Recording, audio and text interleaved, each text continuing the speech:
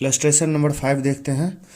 N entity has a business model with objective of originating loan to customers and subsequently selling those loan to a securitisation vehicle. एक entity है जिसका objective है वो अपने customers को loan देना and subsequently बाद में उसे उस लोन को सिक्योरिटाइजेशन व्हीकल को बेच देना, क्योंकि वो खुद ही जो लोन देता है एंटिटी उसके वो रिकवर नहीं कर सकता है, वो कैपेबल नहीं है रिकवर करने के लिए। इसीलिए एक अलग एंटिटी सिक्योरिटाइजेशन व्हीकल को यानी कि कलेक्शन एजेंसी को दे देता है कि भैया आप हमारे लिए लोन रिकवरी करके लाओ। The securitisation vehicle issues instrument to investors, यानी कि ये सिक्योरिटाइजेशन व्हीकल जो है वो इन इन्वेस्टर्स को फाइनेंशियल एसेट्स यानी कि इंस्ट्रूमेंट इशू कर देता है, यानी कि इस एंटिटी को ये सिक्योरिटाइजेशन व्हीकल इंस्ट्रूमेंट इशू कर देगा। The originating entity control the securitisation vehicle and thus consolidate its, यानी कि ये एंटिटी जो है जो लोन देता है अपने कस्टमर्स को वही कलेक्शन एजेंसी को यानी कि सिक्योरिटाइजेशन व्हीकल को ही कंट्रोल करता है, यानी कि इससे भी यही ऑपरेट करता है लेकिन अलग एंटिटी बना करके। The securitisation vehicle collects the contractual cash flow from the loans and passes them on to its investor, यानी कि कलेक्शन एजेंसी जो है यानी कि सिक्योरिटाइजेशन व्हीकल वो कस्टमर से लोन रिकवर करता है और वो अपने एंटिटी को ट्रांसफ़र कर देता है, पास कर देता है, वो अपने पास नहीं रखता है, कलेक्ट करके एंटिटी को वापस कर देता है। In the consolidated balance sheet loans constitute to be recognised because they are not recognised by the securitisation vehicle. Evaluate the business model, यानी कि हमें इसमें बिजनेस मॉडल असेस करना है कि एंटिटी का बिजनेस मॉडल क्या है। देखो इलस्ट्रेशन नंबर 5 में क्या बोल रहा है। सपोज एक बैंक है आईसीआई बैंक, ये इसका काम क्या है, ये जो अपना बैलेंस शीट बनाएगा तो ये इसके लिए एसेट्स क्या होता है, यानी कि ट्रेड रिसीवेबल्स वगैरह जैसे होता है ऑर्डिनरी नॉर्मल ट्रेडिंग बिजनेस वगैरह में, उसी तरह से बैंक के लिए ये जो लोन्स देता है इसका काम ही है जो कस्टमर्स को महंगे रेट पे लोन्स देना और सस्ते रेट पे उसके सेविंग बैंक अकाउंट में जो पैसा रहता है या उससे एफडी पे कम इंटरेस्ट दे करके देता है और ज़्यादा इंटरेस्ट ले करके मार्केट में कमर्शियल लोन वगैरह प्रोवाइड करके ज़्यादा इंटरेस्ट कमाता है, और वही बीच का जो गैप होता है इसके लिए बैंक के लिए अर्निंग होता है। तो ये जो लोन्स देता है ये लोन्स अपने कस्टमर्स को लोन देता है ये, और चूंकि इसके पास एक्सपर्टीज नहीं है, ये खुद मान लो यहाँ पे 20,000 करोड़ रुपीज़ का इसने लोन दे रखा है, 20,000 करोड़ रुपीज़ का लोन दे रखा है किसी कॉमर्शियल एंटिटीज़ को, लेकिन ये लोन रिकवर करने में ये कैपेबल नहीं है। इसलिए ये क्या करता है, ये ये चाहता है कि मेरा ध्यान जो है कोर बिजनेस पे रहे, हमारा कलेक्शन में मेरा ज़्यादा टाइम नहीं जाए। इसीलिए आईसीआईसी बैंक ने किया एक ए लिमिटेड को इनकॉर्पोरेट कर दिया जो जिसका काम है लोन को रिकवर करना कस्टमर से। तो ये जो ए लिमिटेड है ये किसका, ये सब्सिडरी है, सब्सिडियरी ऑफ आईसीआईसीआई, ये आईसीआईसी बैंक का सब्सिडरीज है। और इसने क्या ये इस लोन को, ये जो 20,000 करोड़ रुपीज़ का लोन था इसे इसने खरीद लिया, लोन को इसने 20,000 करोड़ रुपीज़ को खरीद लिया इससे आईसीआईसी बैंक से। अब ये ए लिमिटेड इससे इस लोन को रिकवरी करेगा और रिकवर करके इसे वापस कर देगा। चूंकि ये जो है ए लिमिटेड आईसीआईसी बैंक का सब्सिडरीज है, यानी कि ये आईसीआईसी जो है पेरेंट कंपनी है, पेरेंट कंपनी। क्यों? क्योंकि ये इसमें क्वेश्चंस में बोल दिया है कि वो जो कंट्रोल ये जो सिक्योरिटाइजेशन व्हीकल है यानी कि ए लिमिटेड है, कलेक्शन एजेंसी है जी, उसे कंट्रोल कौन करता है, आईसीआईसी बैंक ही कंट्रोल करता है।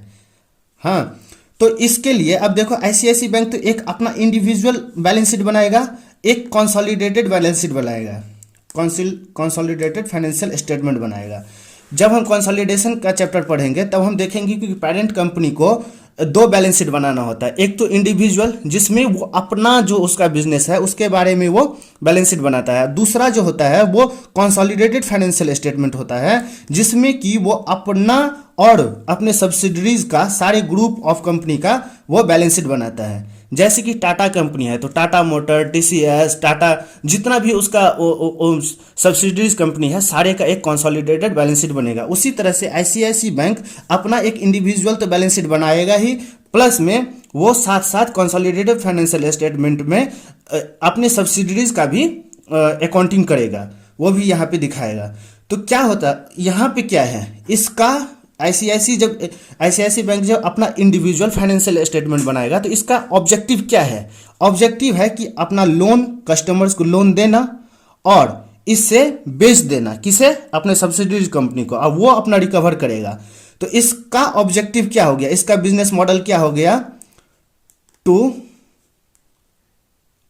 सेल फाइनेंशियल एसेट, यानी कि इसका ये ऑब्जेक्टिव ही है कि जो अपना ये जो फाइनेंशियल एसेट्स है इसे वो बेच देगा, फाइनेंशियल इंस्ट्रूमेंट जो है वो बेच देगा, इसका ऑब्जेक्टिव है। अब किसको? अपने सब्सिडरीज को, यानी कि रिकवरी एजेंट को बेच देगा और ये रिकवर करके इसे पैसा देगा। लेकिन ये इसका ऑब्जेक्टिव क्या है? ए लिमिटेड का है। ये ए लिमिटेड ने ये जो लोन का पोर्टफोलियो रखा है ये क्यों रखा है? To receive to collect contractual cash flow. इस पे ये इंटरेस्ट वगैरह अपने कस्टमर से कलेक्ट करेगा और आईसीआईसी बैंक को वापस करेगा। तो ए लिमिटेड का यदि हम इंडिविजुअली देखें तो इसका ऑब्जेक्टिव हो गया to receive contractual cash flow and इसका ऑब्जेक्टिव हो गया टू सेल। लेकिन ये जब इंडिविजुअल बैलेंस शीट बनाएगा तो उसमें तो इसका अपना ही इंडिविजुअल ऑब्जेक्टिव होगा टू सेल। लेकिन जब ये कंसोलिडेटेड बैलेंस शीट बनाएगा, कंसोलिडेटेड फाइनेंशियल स्टेटमेंट बनाएगा, तो इसका जो ए लिमिटेड का वो भी इनकॉर्पोरेट करना पड़ेगा।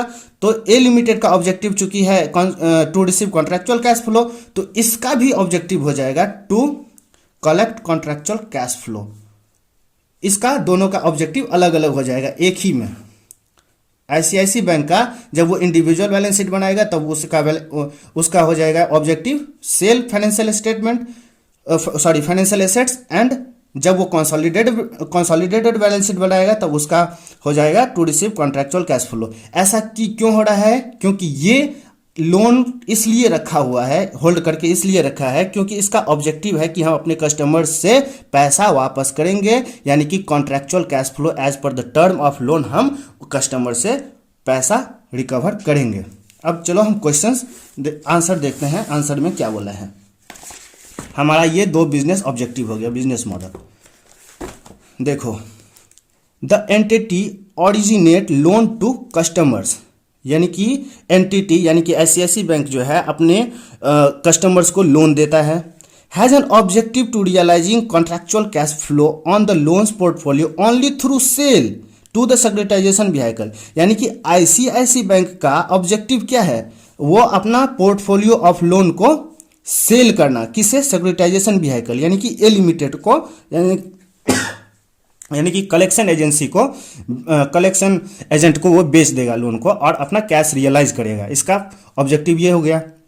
However the consolidated group originate loans with objective of the holding them to collect the contractual cash flow, यानी कि जब वो कंसोलिडेटेड बैलेंस शीट बनाएगा तो इसका ऑब्जेक्टिव क्या हो जाएगा? Objective of holding them to collect contractual cash flow. क्यों ऐसा क्यों हो रहा है? क्योंकि सेक्रेटाइजेशन व्हीकल जो है उसका ऑब्जेक्टिव है to receive contractual cash flow. इसीलिए जब हम कंसोलिडेटेड बैलेंस शीट बनाएंगे आईसीआईसीआई बैंक का तो उसका ऑब्जेक्टिव हो जाएगा to receive contractual cash flow. हालांकि इंडिविजुअली यदि आईसीआईसीआई बैंक को देखा जाए तो उसका ऑब्जेक्टिव है अपने लोन्स को कलेक्शन एजेंसी को, यानी कि सेक्रेटाइजेशन व्हीकल को सेल कर देना और उससे पैसा रियलाइज कर लेना। Hence the consolidated financial statement, यानी कि जब हम कंसोलिडेटेड फाइनेंशियल स्टेटमेंट बनाएंगे तब इसका ऑब्जेक्टिव क्या हो जाएगा? Business model, objective of the collecting contractual cash flow to collect contractual cash flow.